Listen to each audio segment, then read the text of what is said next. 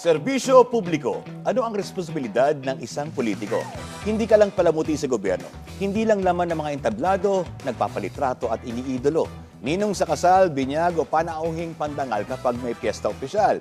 Hindi sukatan kung ilan ang nakamayan at nayakap mo para masabing may malasakit ka sa mga bumoto sa iyo. Hindi ka lang tuwing eleksyon nararamdaman o naririnig na tutugunan ang pangangailangan ng taong bayan kapag nangako sa kampanya pero kapag naluklok na, limot mo na. Ang ikli naman ng iyong paninindigan at memorya sa haba ng iyong termino. Hindi ka pinagsusuot ng barong o barot saya para lang karapat-dapat na matawag na kagalang-galang.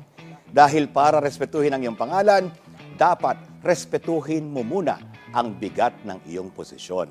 Dapat alam mo na ito ay sagradong tiwalang ipinagkaloob sa iyo, isang kontrata sa paglilingkod, isang panata ng sakripisyo na kapag pumasok ka sa gobyerno, handa ka maghirap, hindi magpayaman.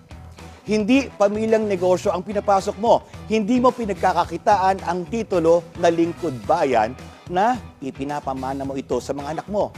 Bukod sa tagapagpatupad ng batas, pagsisiguro na maihatid ang serbisyo publiko, mga tagapagtaguyod ng hustisya ang inaasahan sa inyo.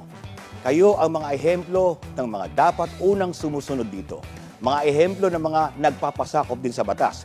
Sinisigurado na lahat ay naipapatupad ng patas.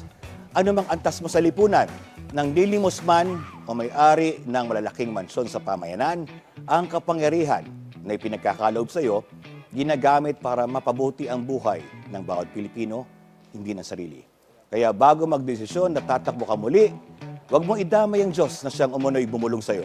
O ang karaniwang dahilan na gusto ka ng taong bayan kahit pa nakailang termino ka na pero walang napatunayan. Sakalit manalo, isipin nyo na may kinabukasan kayo na dapat pangalagaan. May mga buhay na apektado sa bawat desisyon ng galaw ninyo. Sa mundo ng politika na ginagalawan, sa paligsahan, sa tunggalian, sa mga patutsadahan, ang mamamayan ang nahihirapan. Dahil mahal naming mga politiko, kailangan po na may magsabi sa inyo nito. Yan. Whew!